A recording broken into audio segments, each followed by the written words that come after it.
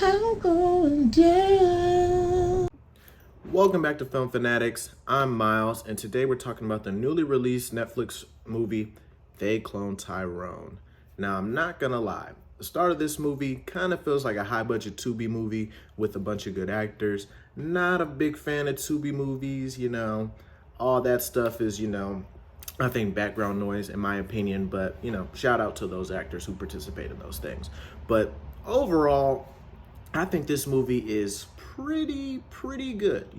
Not the greatest movie. It's on Netflix, but I think to the right people and I think to the right demographic, people will definitely find a way to enjoy this film. And not gonna lie, I can't wait to see, based on how it ends, if they make a sequel. I'll definitely watch a sequel, but we're about to get into it now. So the movie kind of opens up with our character Tyrone, which is played by John Boyega. He kind of we kind of just open up and we're just going through his life, his day, and basically the simulation of what Tyrone is supposed to be doing. And we'll get more into what that kind of means later on. But he encounters Jamie Foxx, which is playing a pimp, typical kind of funny thing. And they're just kind of raffling about money, just normal dialogue. And then all of a sudden, my boy, he's a drug dealer, so he's out here. So he's getting his money back, checking folks like, dude, I'm the G out here. I'm the mother effing G. So ends up messing with the wrong guy. Dudes pull up on him, pull the guns on him. They up the stick. And, he thought, he was Chuck Norris. Hopped out the car thinking, yo, I got my pistol. They can't stop me. Sprayed him up. Sprayed his ass up. Dude got back in the car and was like, holy fuck. They got out, finished the job. That nigga was dead. Boom! Wakes up the next day. And, what ends up happening is Jamie Foxx's character, this pimp, he discovers this and it's like, holy shit, fuck that. But boom, we wake up. Tyrone is alive. We're sitting back in the audience like, what the heck is going on? He goes back through the day, same typical day, and it's kind of just like, wow, what's going on? He pulls back up on Jamie Foxx's character, this pimp, and then he's freaking out. Jamie Foxx's character is freaking out, like, how are you here? Thought you died. And then on top of that, Tyrone ain't listening. He's like, bro, I want my money. But Slick, I'm just gonna call him Slick. He's like, yo, let me tell you. Then we go to Yo-Yo, played by Teyonah Parris. Very good role. Very good acting. I think she knocked it out the park. I think that's one of the more highlights of the film is kind of how, we develop and, she's worked in. But her character ends up telling them no that, yeah, you were shot and don't know how you're here. This is crazy. They end up investigating. And this is the first time we get like a true hint at the plot. They find an elevator which ends up taking them down to a laboratory where they kind of figure out that, or they figure, okay, maybe they might be testing on people. Maybe something's going on. Then we undergo the big tone of the movie, the conspiracy. That something is going on here. They end up figuring it out. Well, not figuring it out right here, but they go on, they leave. They're kind of freaked out about what they saw, and they're like, what do we do? So keep it pushing.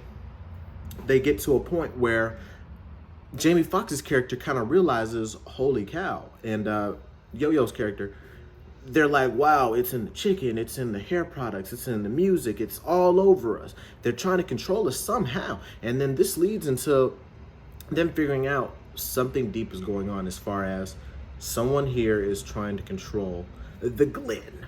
That's where they're at, the Glen. The Glen. Like I said, this is around the first half of the movie. My opinion on the first half of the movie, like I said, high budget Tubi movie. But once we get into the plot where we see who's controlling them, kind of shows up, lets them know that, this really isn't a game, that they really are here and they have a certain type of purpose. And I think at this point in the movie, that's when we really get to see just how influential this group of people are, just how much they control, just how far this could go.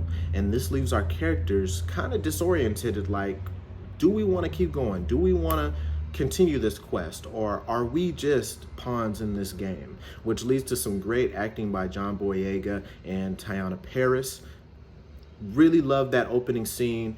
or that opening scene of the second half of the film where things really pick up and things really just kind of hook you of just where do our characters go? Do our characters keep making the same decisions, or knowing the information that they do know, do they continue to fight? Do they continue to keep going? And they honestly, they continue to keep going. You show me some stuff like that, bro, I'm not gonna lie to you. I'm gonna go live in my regular life. I'm gonna, pull a matrix and say my brain is telling me this steak tastes good and I'm gonna eat it.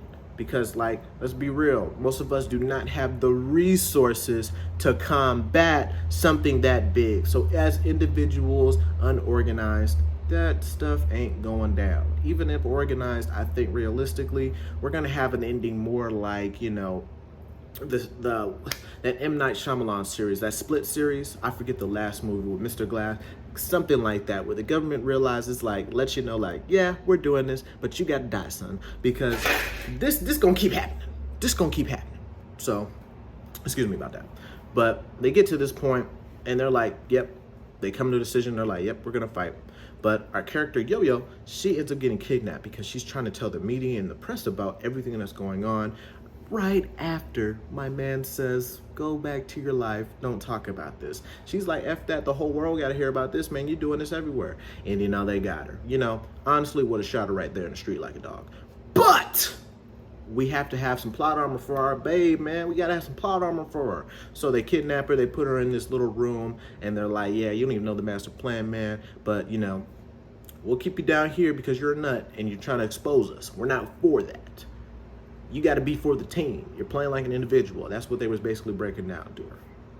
So what ends up happening, Jamie Foxx's character and John Boyega, they hatch a plan to eventually take back and get into, the underground world that controls the overground world, which controls a whole bunch of black people, because this is a black suburb. And that's a big core of the movie. Being black, love it. But check this out. They hatch the plan goes right. They get down there, they hire up a posse, group of black men, women, and they go down there and they cause some freaking trouble. They go down there and knock my boy off the scooter. He just on the scooter, just having a good time, just getting a paycheck. Boom, knocked his ass off. Then they just start blowing stuff up, just making a mess of things. And that's when our character Tyrone takes a big, big, big turn, which ends up leading into a revelation that Tyrone, yes, an older, distinguished Tyrone, John Boyega, controlled this whole scenario. Beyond just the government, he was the one. And I love how these moments give depth to these characters and let us know that the real motives behind things are things that can happen to any of us. And if these things do happen to us, what are we gonna do as an individual to change the world, essentially? And that's what his goal has been tasked with.